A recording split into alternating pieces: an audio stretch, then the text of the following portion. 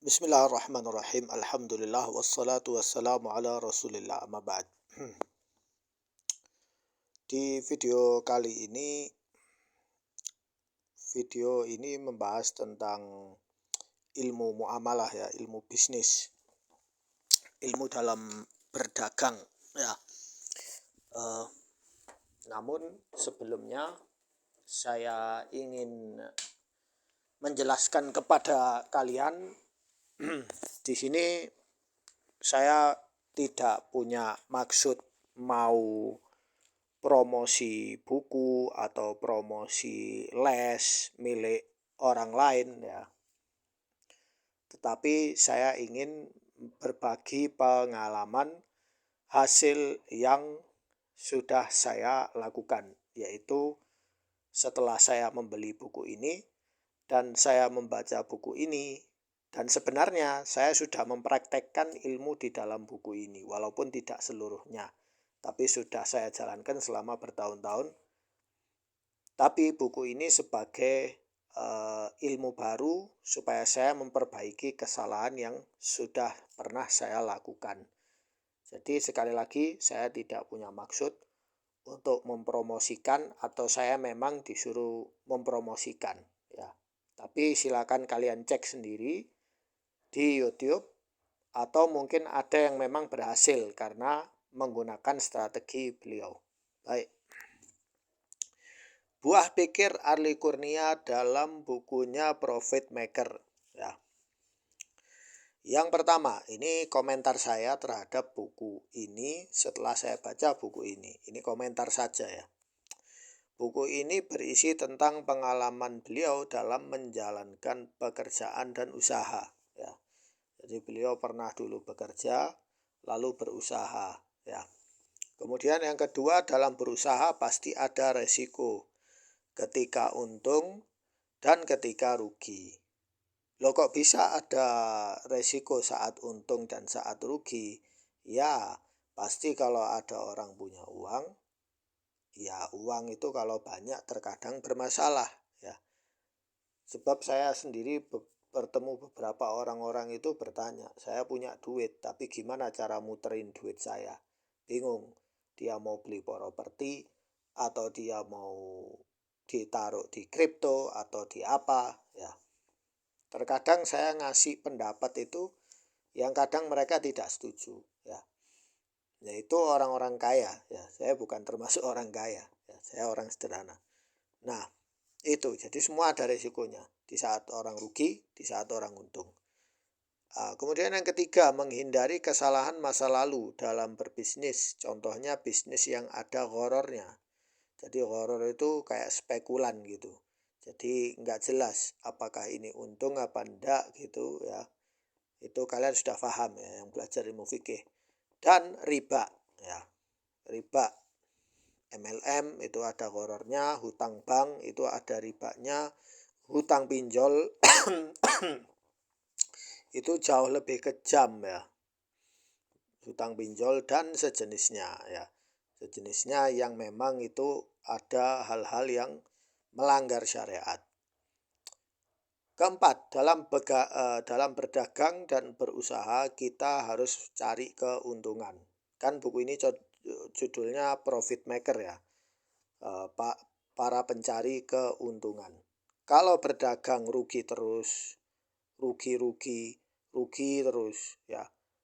Berarti ada kesalahan dalam cara berdagang atau cara berjualannya salah kalau rugi terus. Bisa karena salah marketnya atau hidupnya boros, padahal pas-pasan. Maksudnya hidup boros itu apa? Dia baru mulai usaha tapi gaya hidupnya kayak orang kaya-kaya gitu, padahal masih merintis ya. Kadang orang kan kesusu-susu ingin terlihat kayak kaya gitu, atau karena temennya sudah sukses duluan jadi dia malu ya harus tampil kaya. Nah itu juga dijelaskan di buku ini. Nah ini mengingatkanku tentang peribahasa Arab ya. Jadi peribahasa Arab dulu saya pernah dinasehati sama teman saya orang Arab. Dia sukses ya, pedagang di Arab yang sukses. Saya tidak mau nyebut namanya. Dia berkata seperti ini, "Idza kanat tijarah khasarah, fatarkut tijarah. Maksudnya apa? Maksudnya jika kamu berdagang itu rugi terus, maka meninggalkan perdagangan itu sudah termasuk dagang. Makna secara mendalam ini pernah saya diberi nasihat oleh pedagang. Intinya harus ada evaluasi lalu kembali lanjut berusaha. Jadi maksud peribahasa itu ketika kamu berdagang, kemudian kamu rugi terus, berarti harus ada yang dievaluasi. Kamu berhenti berdagang, harus berevaluasi. Oh, ini berarti strategi saya salah, berarti hutang saya banyak, harusnya saya mengurangi hutang. Harus menutupi hutang, kemudian memulai dengan strategi yang lebih benar. Ya, hidup yang boros harus tidak boleh boros, semua harus dicatat, keuangan, uang untuk ini, uang untuk itu harus tertib. Itu yang dimaksud dari peribahasa ini. Kemudian yang kelima, buku yang sudah saya beli ini, walaupun harganya tidak murah, ya, sekitar di atas 100 ribuan, ya, saya belinya online ya, harganya segitu. Tapi buku ini bermakna, ya. Saya terkadang kalau beli buku tidak lihat harga, ya, tapi ingin tahu isinya ini apa berbobot apa enggak, ya. Itu orang yang memang ingin ilmu. Kalau orang yang ingin hal-hal yang kesenangan aja, ya sudah beli HP, TikTokan aja terus. Karena pada dasarnya ilmu muamalah itu adalah ilmu praktek dan bukan sekedar teori saja. Iya, ilmu muamalah itu ilmu praktek. Apa aja ilmu muamalah? Silaturahmi, ukhuwah, ya, zakat dan lain-lain itu kan ilmu muamalah semua dan terikat dengan agama, ya. Jadi bukan hanya teori, ya, tetapi harus prakteknya harus sesuai, ya. Beliau menulis pengalaman yang diperoleh dari hasil usaha selama bertahun-tahun. Memang kesuksesan dalam bisnis gak bisa diraih dengan instan, tetapi butuh proses sampai bisa mengatur dengan benar. Maksudnya seseorang kalau ingin sukses dalam berbisnis memang butuh waktu, nggak sama, ya. Karena manusia itu nggak sama, ya. Mungkin ini sukses duluan, ini rugi, baru ini nanti setelah berapa tahun. Intinya tetap harus jalan, nggak boleh berhenti. Kemudian 6, bahasa dalam buku ini sederhana dan mudah dimengerti, bahkan oleh orang awam sekalipun.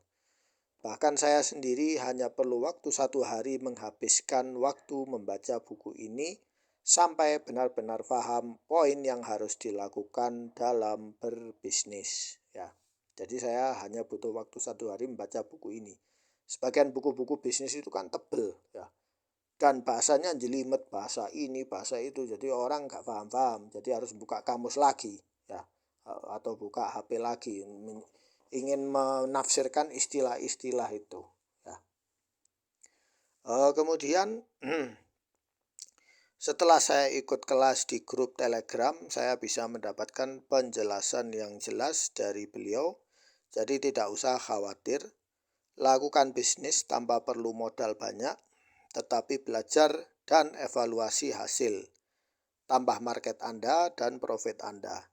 Hindari riba, hindari horor, dan hindari judi. Intinya, market itu apa? Pasar. Kalau kalian memproduksi produk atau menawarkan jasa, produk dalam bentuk jasa, harus ada marketnya. Marketnya harus sesuai. Dan marketnya harus pasang target. Target berapa? Ya. Kalau tidak gitu, keuntungan tidak tercapai. Sama seperti saya menjelaskan kalian tentang jualan di e-commerce, harus ada evaluasi. Karena jualan di e-commerce itu rugi, ya harus buka market baru, cari market baru. Itu yang saya maksud. Dari buku ini, ya, cara berpikir saya sudah berubah. Saya tidak cukup membaca buku ini, masih banyak buku-buku lain yang mungkin bisa menginspirasi kita, ya. Sehingga kita bisa memperoleh keuntungan dalam berusaha dan harus menghindari hal-hal yang merugikan, ya. Kalau rugi ya ndak usah dagang, mending kerja saja, ya. Kalau mau siap rugi ya harus berdagang, tapi tidak boleh rugi terus, ya. Tidak boleh rugi, harus ada untung, harus mencari cara untuk meraih keuntungan, ya. Bagi yang mau ingin ilmu tentang ini, bisa melihat channelnya beliau, Arli Kurnia. Nanti di situ beliau juga ada penjelasan yang deskriptif, bisa kalian bertanya. Ya, saya sekali lagi tidak promosi, tapi sekali lagi saya tidak promosi, tetapi saya ingin membantu kalian. Saya punya niat baik, ingin membantu kalian supaya kalian tidak terjatuh pada kesalahan yang berulang-ulang seperti itu. Harus di stop, harus berbisnis, harus secara logis, harus tegas ya. Tidak boleh dipermainkan oleh siapapun, mau itu Tokopedia, Shopee, dan lain-lain. Harus punya sistem yang tertata, harus ada target profit yang harus dicapai. Sekian, semoga bermanfaat.